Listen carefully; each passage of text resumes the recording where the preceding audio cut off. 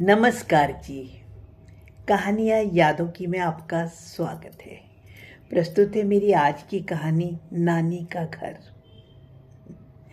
ये कहानी है राहुल और प्रिया की।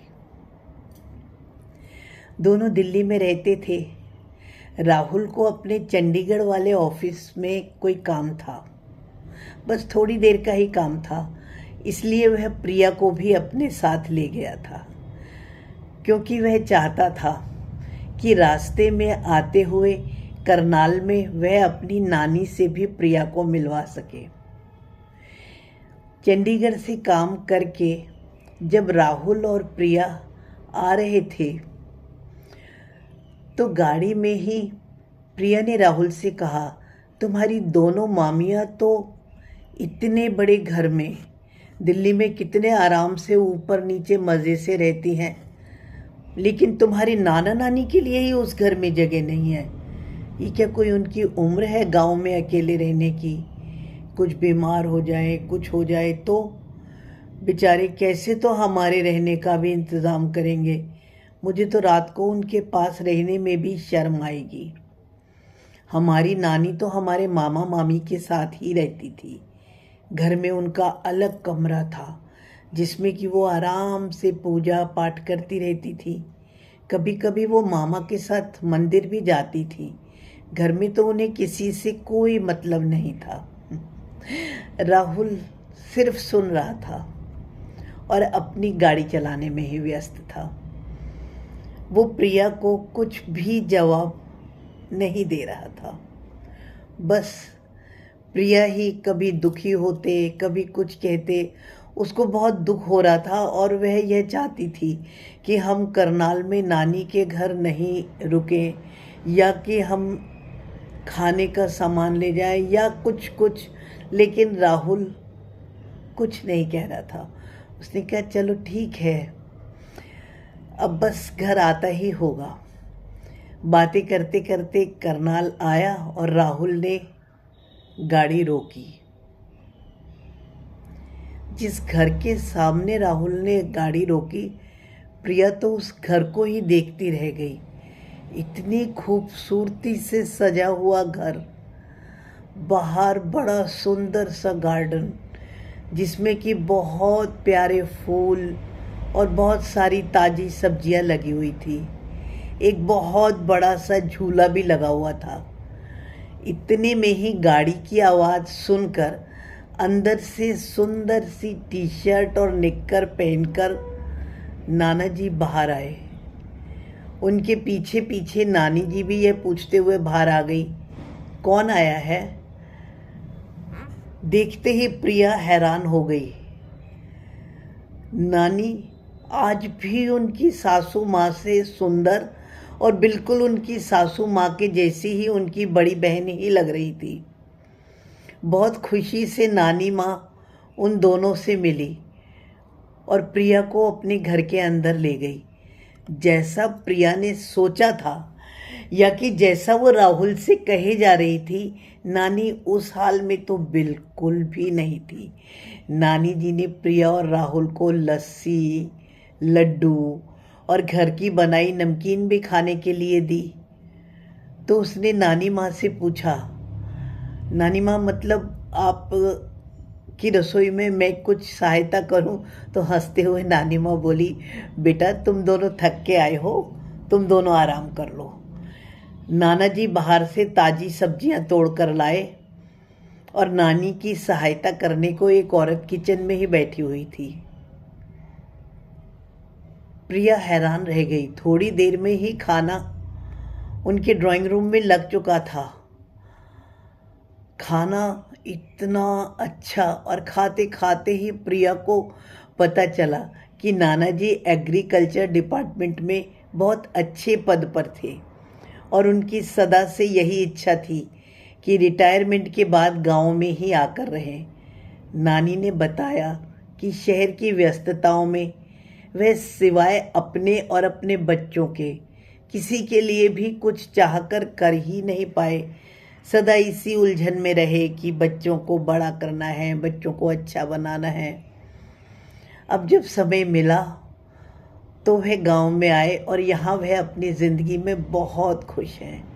नानी जी ने भी बातों ही बातों में बताया कि वह खाली समय में गांव के बच्चों को पढ़ाती हैं। ये जो माया है, जो रसोई में काम करवा रही थी, उनकी लड़की को भी नानी ने ही पढ़ाया था और उस लड़की को 10वीं के बाद पॉलिटेक्निक में एडमिशन भी मिल गया। नानी ने प्रिया को बताया कि तुम्हारे नाना जी भी किसानों की समस्याओं को अच्छे से समझ पाते हैं और यथासंभव उनकी सहायता भी करते हैं। तभी प्रिया ने पूछा, नानी आपको यहाँ पर बच्चों के बिना अकेलापन नहीं लगता? हंसते हुए नानी ने जवाब दिया, बिल्कुल नहीं। अरे भाई, हमने अपने बच्चों के प्रति जिम्मेदारी अच्छे से निभाई है, अब बच्चे भी अपनी जिम्मेदारी अच्छे से निभाएं। हमको समाज के प्रति भी तो कुछ जिम्मेदारी होती है। और वैसे भी अब ये पूरा गांव ही हमारा परिवार है। शायद कभी हम अपने बच्चों पर भार भी हो जाते, लेकिन यहाँ तो सबको हमसे बहुत प्यार है। हम दोनों अपना सारा काम खुद ही करते हैं। देखो तो, क्या तुम्हें मैं कहीं से कमज़ोर लग रही हूँ? अरे नहीं नानी, प्रिया ने हंसते हुए बोला। वैसे जिन बच्चों को मैंने पढ़ाया है ना, उनकी मम्मियाँ मेरा हाथ बटाने को मेरे साथ हमेशा तत्पर ही रहती हैं और छुट्टियों में बच्चे मिलने आ ही जाते हैं। फिर और बच्चों को तो यहाँ बहुत अच्छा लगता है। वो तो खुद भी यहाँ रहना चाहते हैं, परंतु भाई उनके पास में तो अभी जिम्मेदारियाँ बहुत है। फिर यहाँ पर रहकर घर के पार्क में जो गाय बंधी है ना, उसकी सेवा करने का भी हमें सौभाग्य मिल जाता है। लेकिन पूजा पाठ,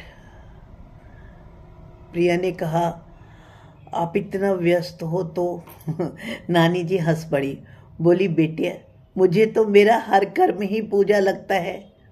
ये ज़रूरी थोड़े ही है कि बूढ़े होने का मतलब मोह में बंधे हुए सिर्फ बच्चों के ही आसरे रहना या एक माला ही पकड़े रखना, घर का काम छोड़ देना। क्या यही वृद्धावस्था है?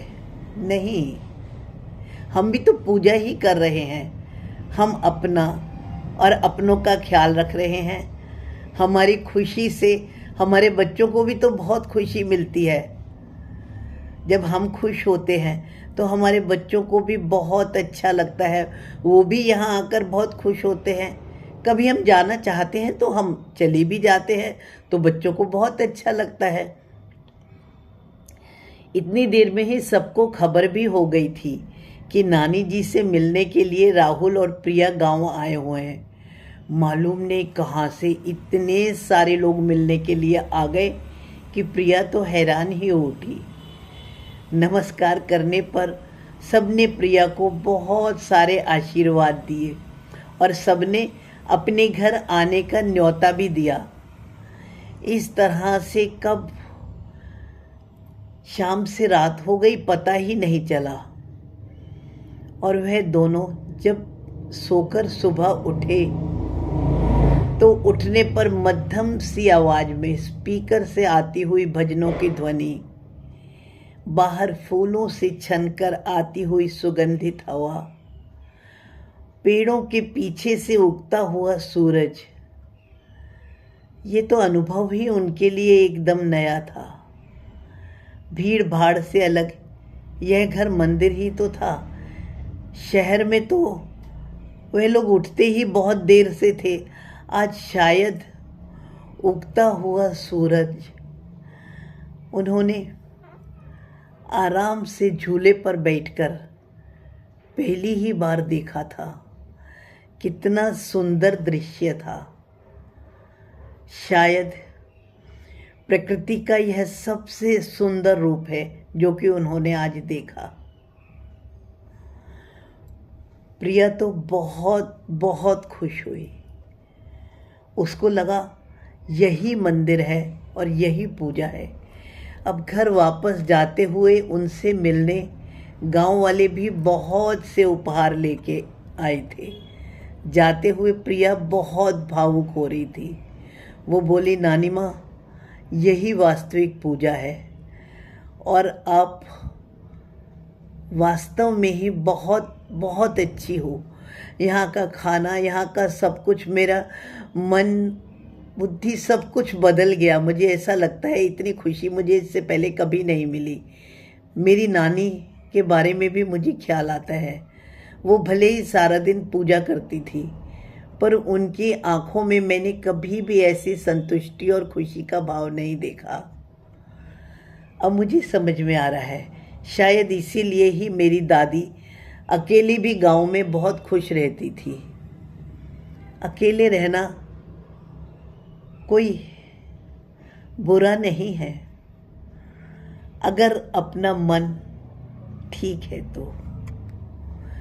जब अपनी और अपने परिवार की जिम्मेदारियां खत्म हो जाती हैं तो प्रत्येक व्यक्ति की भी यह जिम्मेदारी है कि वो समाज के कोई काम आए और अपना भी ख्याल रखे। स्वस्थ रहकर अपना काम जब तक हो सके करे और किसी के ऊपर भार ना बने। अब जाते हुए प्रिया राहुल को कुछ नई ही कहानी सुना रही थी और अब राहुल मुस्कुरा रहा था। जी हाँ, धन्यवाद जी। मेरी कहानी सुनकर आपके मन में कोई भी विचार आए तो कृपया कमेंट्स द्वारा सूचित करें।